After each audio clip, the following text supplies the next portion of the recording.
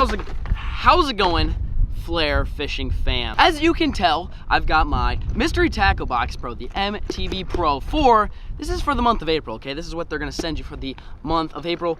And you know what? I'm gonna mix it up. I've done this before, but I'm gonna mix it up a little bit. Generally, I open this, show you what's inside, tie on some of the baits, and go catch some fish.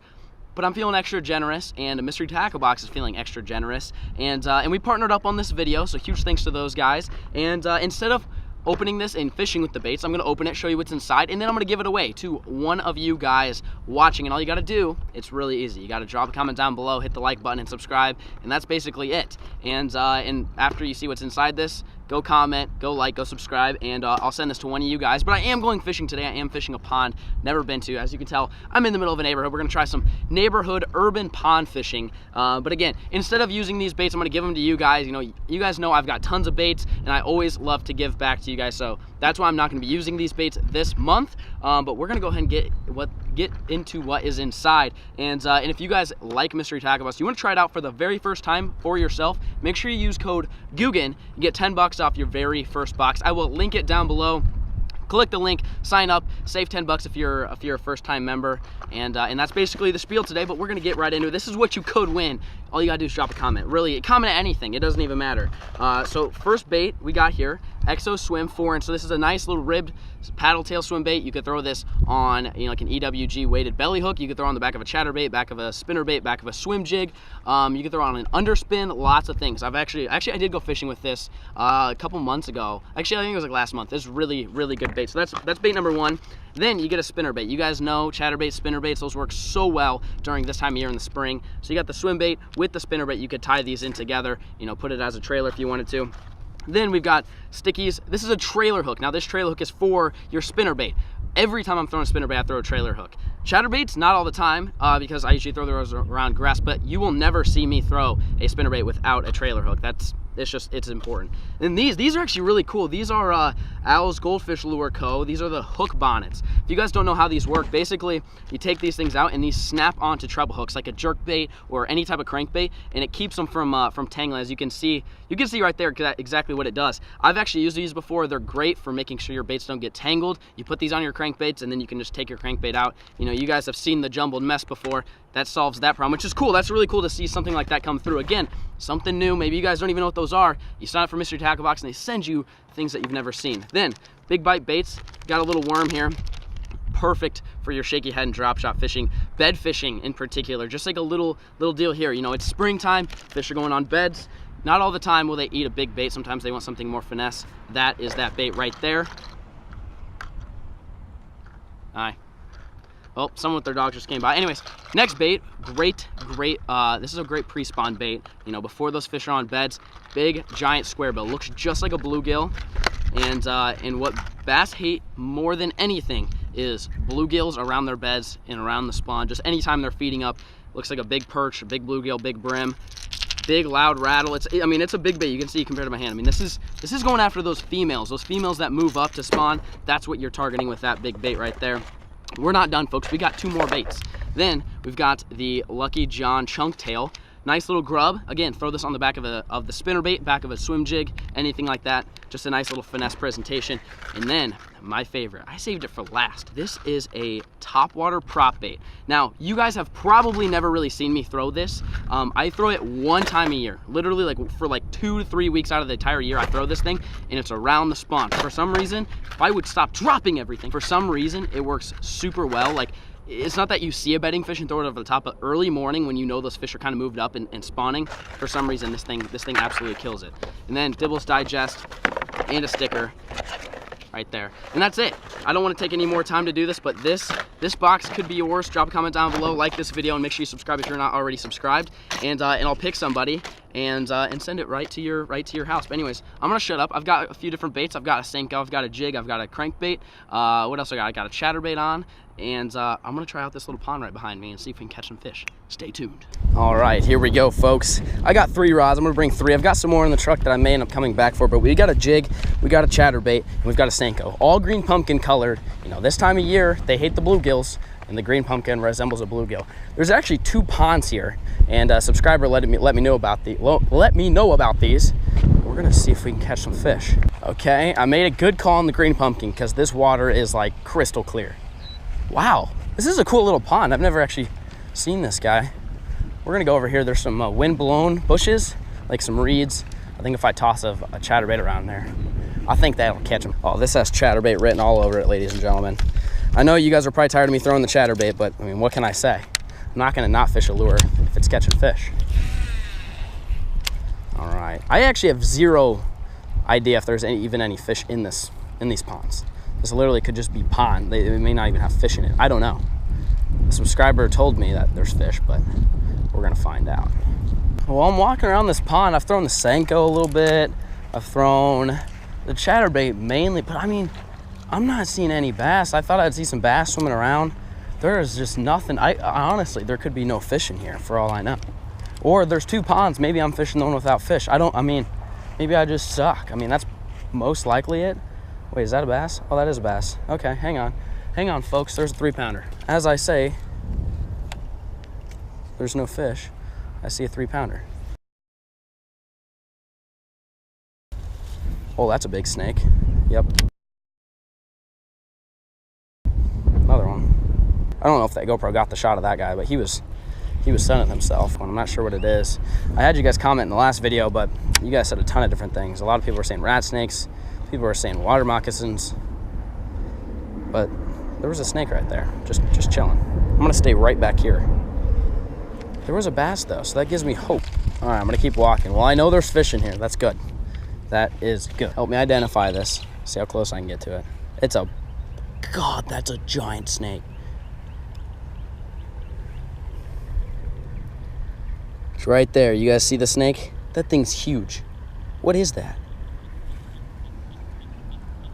I need to know what kind of snake. I need to know what kind of snake that is. That's a big snake.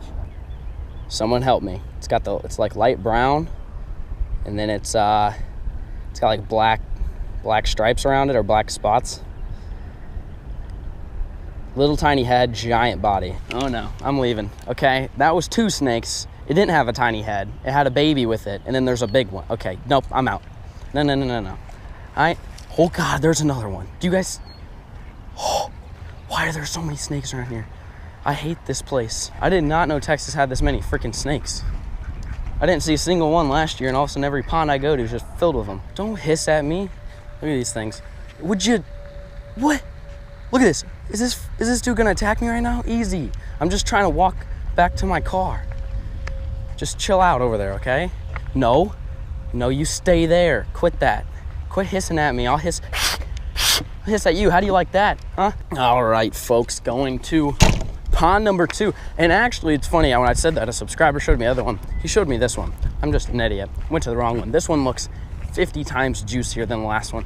I was also getting a little freaked out by those snakes because, you know, not a fan. So we're gonna try this one out. This one actually looks kind of muddy, and the water looks really low.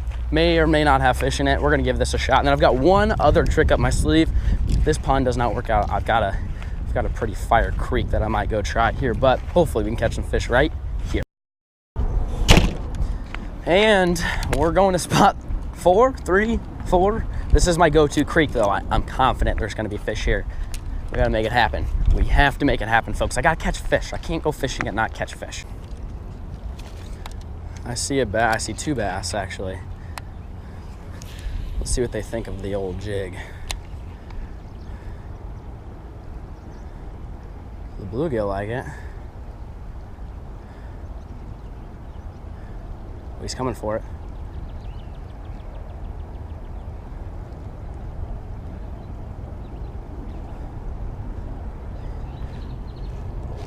Got him. I got him. Oh my gosh, I got him from back here. Okay, I gotta go down and get him. These other fish don't know what's going on. I caught that fish. I just totally sight fished that. Come on, get up here. He's stuck. Get over. What is he stuck on? There. Oh no, he came off. No. You guys saw him. Dude, that was like that was probably pushing 3.5 to 4 pounds. That was way bigger than I thought. Oh, I couldn't, that was totally me just being an idiot, but he was stuck on like some fishing line, and I had him do one last jump, and lesson learned, you don't let them get another jump off. Dang it, that sucks. That was on a little jig. I totally sight fished that. As you can tell, I was way up here. This water's gin clear, and I cast over there, and there's bluegills chasing it. He actually ate it once. I didn't set the hook because I didn't want to, prematurely catch or set the hook. But wow, I can't believe how big that fish was. That was actually like a 3 to 4 pounder. The question is, do his buddies know what happened to him? Because there was 3 bass with him. He was the biggest out of all of them, but there were still some decent fish with him. So the question is, do they know what happened? Are they smart enough not to bite the jig, or are they gonna bite the jig anyway? Well, I just went pretty much to the other end of the creek, and nothing. I mean, literally, I can see everything. This is drinking water clear. Every single fish was right where I had that first bass. So I don't know, maybe if I can sneak up on it a little bit more.